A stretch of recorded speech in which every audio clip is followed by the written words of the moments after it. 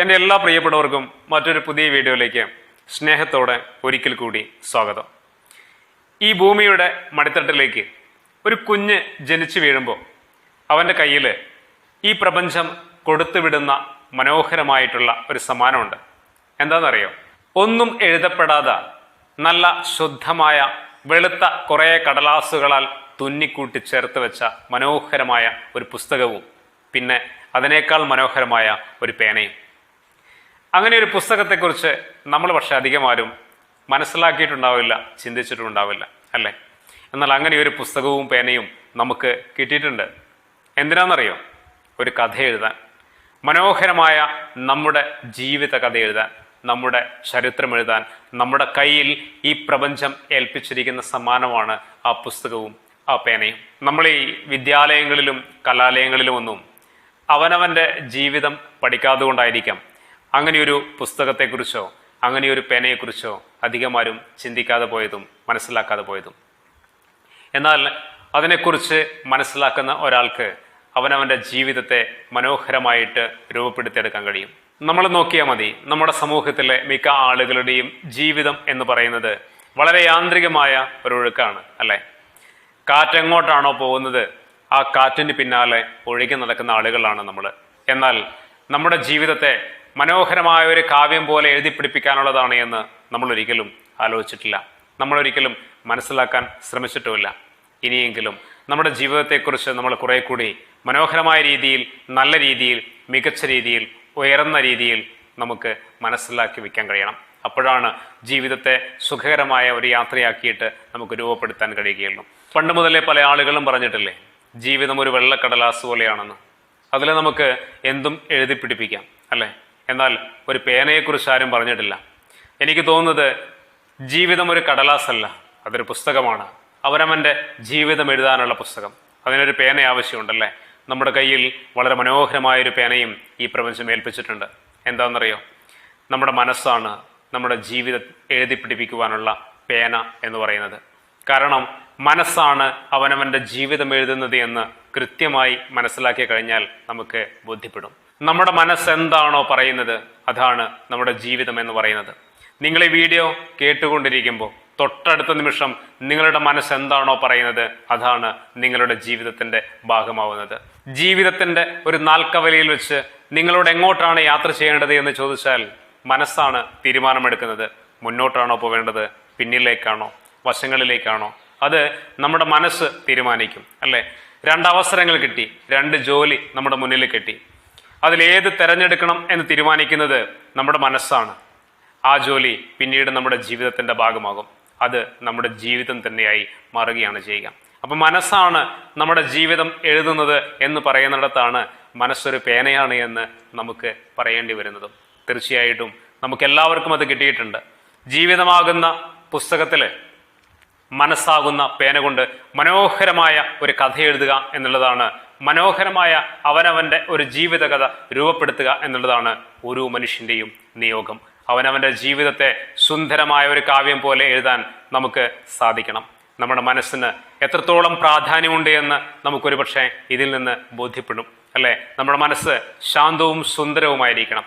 അതിൽ നിന്ന് വരുന്ന ചിന്തകൾ മനോഹരമായിരിക്കണം. അതിൽ നിന്ന് വരുന്ന തീരുമാനങ്ങൾ കൃത്യതയുള്ളതാവണം. അപ്പോഴാണ് അവനവന്റെ ജീവിതത്തെ മനോഹരമായിട്ട് നമുക്ക് എഴുതാൻ സാധിക്കുന്നത്. എല്ലാവർക്കും അതിന് കഴിയും. പക്ഷേ നമ്മൾ അതിനെക്കുറിച്ച് ബോധവാന്മാരാകണം എന്നുള്ളതാണ് പ്രധാനപ്പെട്ടൊരു കാര്യം. നമ്മുടെ ശാരീരികമായ ആരോഗ്യത്തെക്കാളൊക്കെ നമ്മൾ പ്രാധാന്യം കൊടുക്കേണ്ട ഒന്നാണ് നമ്മുടെ മാനസികമായ ആരോഗ്യം എന്ന് പറയുന്നത്. നിങ്ങളുടെ മനസ്സ് ഒരു ദിവസം അസ്വസ്ഥമാണെങ്കിൽ ആ ദിവസം നിങ്ങളുടെ ജീവിതവും അസ്വസ്ഥമായിരിക്കും, അല്ലേ? അപ്പോൾ തീർച്ചയായിട്ടും മനസ്സാണ് നമ്മുടെ ജീവിതത്തെ നിയന്ത്രിക്കുന്നത്. മനസ്സാണ് നമ്മുടെ ജീവിതത്തെ മുന്നോട്ട് നയിക്കുന്നത്. മനസ്സാണ് ഏത് രീതിയിലാണ് നമ്മുടെ ജീവിതം യാത്ര ചെയ്യേണ്ടത് എന്ന് കണ്ടെത്തുന്നത്. അപ്പോൾ മനസ്സാണ് നമ്മുടെ ജീവിതം എഴുതുന്നത് എന്ന് കൃത്യമായിട്ട് നമുക്ക് മനസ്സിലാക്കാൻ പറ്റും. ഓരോ നിമിഷങ്ങളിലും നമ്മുടെ മനസ്സ് എന്തൊക്കെയോ ചിന്തിക്കുന്നുണ്ട്, നമ്മുടെ മനസ്സ് എന്തൊക്കെയോ തീരുമാനങ്ങൾ എടുക്കുന്നുണ്ട്. അതാണ് നമ്മുടെ ജീവിതം എന്ന് പറയുന്നത്. അതുകൊണ്ട് നമ്മുടെ ചിന്തകളും നമ്മുടെ തീരുമാനങ്ങളുമൊക്കെ വളരെ ഭംഗിയുള്ളതായിരിക്കണം. അലസവും അസ്വസ്ഥവുമായ ഒരു മനസ്സ് കൊണ്ടു നടക്കാതെ വളരെ ശാന്തസുന്ദരമായ ഒരു മനസ്സ് നമ്മൾ ഓരോരുത്തരും കൊണ്ടു നടക്കുക. അപ്പോൾ മനോഹരമായൊരു ജീവിതത്തെയും നമുക്ക് എഴുതി പിടിപ്പിക്കുവാൻ സാധിക്കും. നമ്മുടെ മനസ്സ് അസ്വസ്ഥമാണെങ്കിൽ, കലുഷിതമാണെങ്കിൽ, സംഘർഷമാണെങ്കിൽ ജീവിതവും അങ്ങനെ തന്നെയാണ്. മനസ്സാണ് ജീവിതവും. ആവശ്യമില്ലാത്ത ചിന്തകൾ കൊണ്ട് മനസ്സാകുന്ന പേനയെ വികൃതമാക്കാതിരിക്കുക.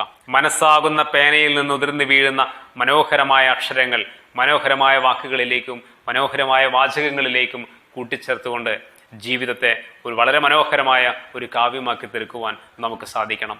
അവിടെയാണ് ജീവിതത്തിന്റെ സൗന്ദര്യമുള്ളത് എന്ന് നമ്മൾ തിരിച്ചറിയുക. തീർച്ചയായിട്ടും ജീവിതം ഒരു പരീക്ഷയാണ്. മികച്ച രീതിയിൽ എഴുതിയാൽ മികച്ച രീതിയിൽ പാസ്സാകാൻ കഴിയുന്ന ഒരു മനോഹരമായ ഒരു പരീക്ഷ. നമുക്ക് നന്നായിട്ട് അതിലെഴുതാൻ കഴിയണം. അതിന് നമ്മുടെ മനസ്സാകുന്ന പേനയെ ഏറ്റവും ഭംഗിയായി സുരക്ഷിതമായി നമുക്ക് കൊണ്ടു നടക്കാനാവണം. ഈ ലോകത്തിലെ ഏറ്റവും ഫ്ലെക്സിബിൾ ആയിട്ടുള്ള കാര്യം എന്താണെന്നറിയോ? നമ്മുടെ മനസ്സാണ്. മനസ്സിനെ കൺട്രോൾ ചെയ്യുക എന്ന് പറയുന്നത്, മനസ്സിനെ നിയന്ത്രിക്കുക എന്ന് പറയുന്നത് ജീവിതത്തിൽ ഏറ്റവും വെല്ലുവിളി നിറഞ്ഞ ഒരു കാര്യമാണ്. ഒരുപക്ഷെ പല മത്സരങ്ങളിലും നമുക്ക് വിജയിക്കാൻ കഴിഞ്ഞേക്കാം. പക്ഷേ മനസ്സിനെ തോൽപ്പിക്കുക എന്ന് പറയുന്നത് അത്ര എളുപ്പമുള്ള കാര്യമല്ല. അതുകൊണ്ട് അവനവന്റെ മനസ്സിനെ പരിശീലനത്തിലൂടെ സ്വയം നിയന്ത്രിക്കുവാനും അതിനെ മനോഹരമായി കൊണ്ടു നടക്കുവാനും സാധിച്ചാൽ നമ്മുടെ ജീവിതത്തെയും മനോഹരമാക്കാൻ കഴിയും. ഒരിക്കൽ കൂടി ഓർമ്മപ്പെടുത്തുകയാണ്, ജീവിതമാകുന്ന പുസ്തകത്തില് മനസ്സാകുന്ന പേന കൊണ്ട് മനോഹരമായ ഒരു കാവ്യം തീർക്കുക. നിങ്ങളുടെ ജീവിതത്തെ മനോഹരമായ രീതിയിൽ രൂപപ്പെടുത്തുക. നിങ്ങളുടെ ഇഷ്ടങ്ങൾ, നിങ്ങളുടെ സ്വപ്നങ്ങൾ, നിങ്ങളുടെ ചിന്തകൾ അതൊക്കെ നിങ്ങളുടെ മനസ്സിന്റെ ചിന്തകളുടെ ഭാഗമാണ്.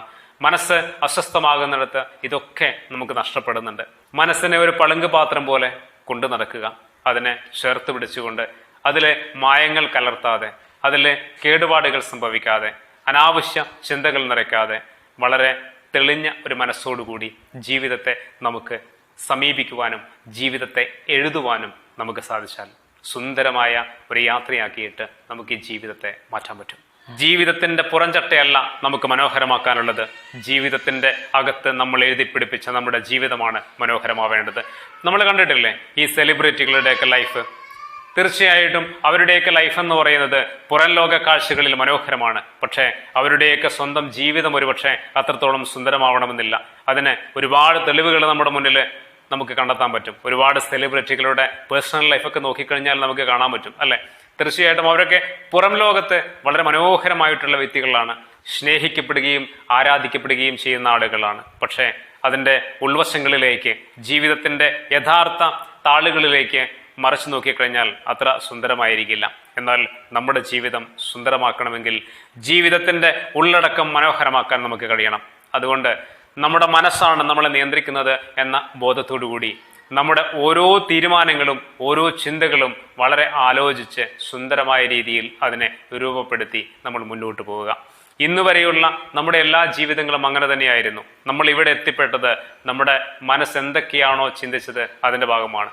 മനസ്സ് ചിന്തിക്കാതൊന്നും നമ്മളായിത്തീരുകയില്ല. മനസ്സെന്താണോ ചിന്തിക്കുന്നത്, മനസ്സെന്താണോ നമ്മളോട് പറയുന്നത്, അതാണ് നമ്മൾ മുന്നോട്ട് കൊണ്ടുപോകുന്നതും അതാണ് നമ്മുടെ ജീവിതത്തിന്റെ ഭാഗമാകുന്നതും. അതുകൊണ്ടാണ് മനസ്സ് ജീവിതത്തിന്റെ ഒരു പേനയാണ് എന്ന് പറയുന്നതിൻ്റെ അർത്ഥവും. നമുക്ക് നല്ല ഒരു ജീവിതം മനസ്സുകൊണ്ട് എഴുതാൻ സാധിക്കട്ടെ.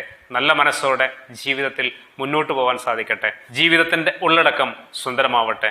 ജീവിതത്തിന്റെ സായാഹ്നങ്ങളിൽ എത്തുന്നിടത്ത് അവനവന്റെ ജീവിതം പൂർത്തിയാക്കാൻ അവസാന താളുകൾ നമ്മൾ എഴുതി പിടിപ്പിക്കുമ്പോൾ ആ പുസ്തകം ചരിത്രത്തിന്റെ താളുകളിൽ മറ്റുള്ളവർക്ക് പോലും ഉപകാരപ്പെടുന്ന രീതിയിൽ അടയാളപ്പെടുത്തുവാൻ നമുക്ക് ഓരോരുത്തർക്കും സാധിക്കട്ടെ എന്ന് ആശംസിക്കുന്നു. മറ്റൊരു വീഡിയോയിൽ നമുക്ക് വീണ്ടും കാണാം. എല്ലാവർക്കും നന്ദി.